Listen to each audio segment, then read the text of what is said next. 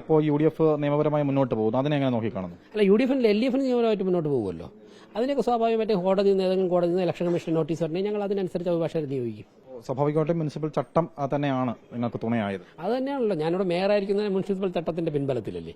അപ്പോൾ മുനിസിപ്പൽ ചട്ടത്തിൽ നിന്നുകൊണ്ട് മാത്രമേ പഞ്ചായത്ത്, കോർപ്പറേഷൻ, മുനിസിപ്പാലിറ്റിയിൽ ആക്ട് ചെയ്യാൻ പറ്റുള്ളൂ. ഞങ്ങൾ അതിൽ നിന്നും ഒരു ഇഞ്ച് പോലും വയലേറ്റ് ചെയ്ത് ആർക്കും മുന്നോട്ട് പോകാൻ സാധിക്കില്ല, ഞങ്ങളും പോകില്ല. തിരുവനന്തപുരം നഗരസഭാ മേയർ VV രാജേഷ് നമുക്കൊപ്പം ചേരുന്നു.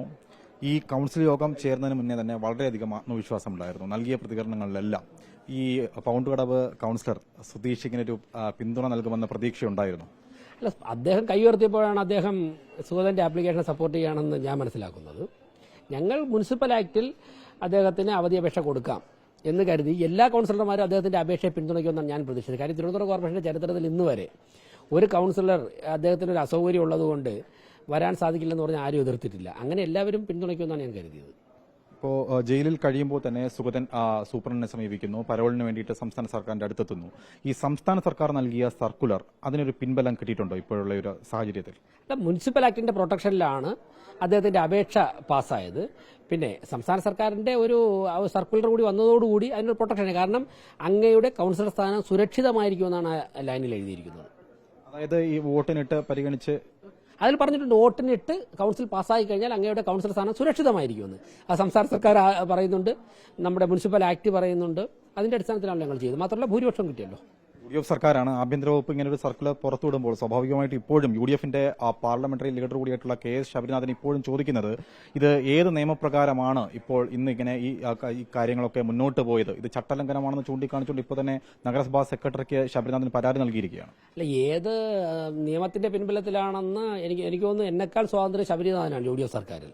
അപ്പോൾ ശബരിനാഥന് രാഷ്ട്രീയമായിട്ടും ഭരണപരമായിട്ടുള്ള സ്വാധീനമുണ്ട്. അദ്ദേഹം ആ സർക്കുലർ ഉത്തരവിറക്കിയതോട് അഡീഷണൽ ചീഫ് സെക്രട്ടറിയാണെന്ന് തോന്നുന്നു അതിൽ ഒപ്പിട്ടിരിക്കുന്നത്.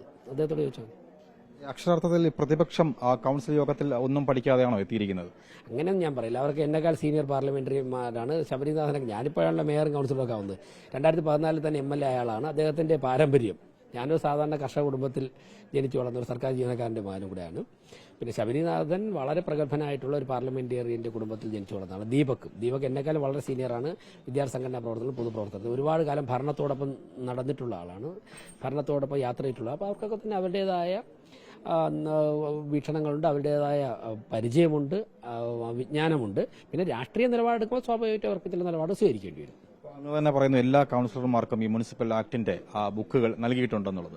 സ്വാഭാവികമായിട്ടും ഇത്തരത്തിൽ വലിയൊരു രാഷ്ട്രീയ പ്രതിസന്ധി ഒരു BJPക്കുള്ളൊരു പാർട്ടി ഇവിടെ ഈ നഗരസഭ ഭരിക്കുമ്പോൾ ഉണ്ടാകുമ്പോൾ സ്വാഭാവികമായും പ്രതിപക്ഷം ഇതൊക്കെ പഠിച്ചിട്ടല്ലേ കൌൺസിലിൽ പങ്കെടുക്കുക? അതാണ് ഞാൻ ചോദിക്കുന്നത്. അക്കാര്യങ്ങളിൽ ഞാൻ കമന്റ് പറയില്ല.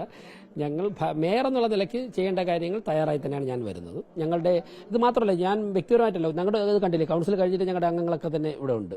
അപ്പോൾ ഞങ്ങൾ കൂട്ടായ ചർച്ച, രാത്രിയും പകലും ഒക്കെ തന്നെ പ്രവർത്തനവും അതിനുശേഷം നടപടിക്രമങ്ങൾ എങ്ങനെ ചെയ്യണമെന്ന്. ഇപ്പോൾ എന്നെക്കാളും പരിചയസമ്പന്നരായിട്ടുള്ള സ്റ്റാൻഡിംഗ് കമ്മിറ്റി ചെയർമാന്മാരൊക്കെ, മേയർ ഞാനാണെങ്കിലും എന്നെക്കാൾ സീനിയർ ആയിട്ടുള്ള ആൾക്കാരുണ്ട്. അപ്പോൾ ഓരോ പേരിലും ഞങ്ങളുടെ കൌൺസിലർമാർക്ക് ഇപ്പോൾ ലീഗൽ ആസ്പെക്റ്റുകൾ സ്റ്റഡി ചെയ്യാൻ വേണ്ടി ഒരു ടീമുണ്ട്, അതോടൊപ്പം തന്നെ വികസന കാര്യങ്ങൾ സ്റ്റഡി ചെയ്യാൻ വേണ്ടി ഒരു ടീമുണ്ട്. അപ്പോൾ അവർ അതിൽ ഡീപ്പായിട്ട് പോകും. അതിനുശേഷം അവരുടെ ഫൈനൽ ഒപ്പീനിയൻ കൂടി മേയർ എന്നുള്ളതിലേക്ക് കേൾക്കും. ഞങ്ങൾ രാത്രിയും പകലും കഠിനാധ്വാനം ചെയ്തിട്ടാണ് ഈ നിലനിർത്തി മുന്നോട്ട് പോകുന്നത്. ചട്ടപ്രകാരം നിലവിൽ 6 മാസം വരെ ഇപ്പോൾ അവധി നൽകിയിരിക്കുകയാണ്. ഈ ഒരു കാലയളവ് വലിയൊരു ആശ്വാസമാണ്. ബാക്കി കാര്യങ്ങൾ ഹൈക്കോടതിയിൽ അദ്ദേഹത്തിന്റെ കാപ്പ കേസ് പരിഗണിക്കുമ്പോൾ കോടതി തീരുമാനിക്കട്ടെ. ഇപ്പോൾ UDF നിയമപരമായി മുന്നോട്ട് പോകുന്നു, അതിനെ എങ്ങനെ നോക്കിക്കാണുന്നു? അല്ല, UDF LDF നിയമപരമായിട്ട് മുന്നോട്ട് പോകുമല്ലോ. അതിനൊക്കെ സ്വാഭാവികമായിട്ടും കോടതിയിൽ നിന്ന് ഏതെങ്കിലും കോടതിയിൽ നിന്ന് ഇലക്ഷൻ കമ്മീഷൻ നോട്ടീസ് വരണമെങ്കിൽ ഞങ്ങൾ അതിനനുസരിച്ച് അഭിഭാഷകരെ നിയോഗിക്കും. സ്വാഭാവികമായിട്ടും മുനിസിപ്പൽ ചട്ടം തന്നെയാണ് നിങ്ങൾക്ക് തുണയായത്. അത് തന്നെയാണല്ലോ, ഞാനിവിടെ മേയറായിരിക്കുന്നത് മുനിസിപ്പൽ ചട്ടത്തിന്റെ പിൻബലത്തിലല്ലേ. അപ്പോൾ മുനിസിപ്പൽ ചട്ടത്തിൽ നിന്നുകൊണ്ട് മാത്രമേ പഞ്ചായത്ത്, കോർപ്പറേഷൻ, മുനിസിപ്പാലിറ്റിയിൽ ആക്ട് ചെയ്യാൻ പറ്റുള്ളൂ. ഞങ്ങൾ അതിൽ നിന്നും ഒരു ഇഞ്ച് പോലും വയലേറ്റ് ചെയ്ത് ആർക്കും മുന്നോട്ട് പോകാൻ സാധിക്കില്ല, ഞങ്ങളും പോകില്ല. ഏതായാലും ഇപ്പോൾ നഗരസഭയിലെ ഈ പ്രതിസന്ധിക്ക് എന്തായാലും താൽക്കാലികമായ ഒരു ആശ്വാസം കിട്ടിയിട്ടുണ്ട്. എന്തായാലും പൗണ്ടുകടവ് വാർഡ് കൌൺസിലറിന്റെ അടക്കം പിന്തുണയോടുകൂടി തന്നെയാണ് ഇന്നിപ്പോൾ ഈ നഗരസഭ കൌൺസിലർ സുഗതൻ ഇപ്പോൾ നിലവിൽ 6 മാസത്തെ കാലാവധി എന്തായാലും ഒരു അവധി കിട്ടിയിട്ടുണ്ട്. അതിൽ ആഭ്യന്തര വകുപ്പിന്റെ സർക്കുലർ കൂടി പിൻബലം കിട്ടിയെന്നാണ് മേയർ VV രാജേഷ് വ്യക്തമാക്കിയിരിക്കുന്നത്. വീഡിയോ ജേർണലിസ്റ്റ് വിഷ്ണു പ്രസാദിനൊപ്പം reporter Arun Solomon, in Reporter, Thiruvananthapuram.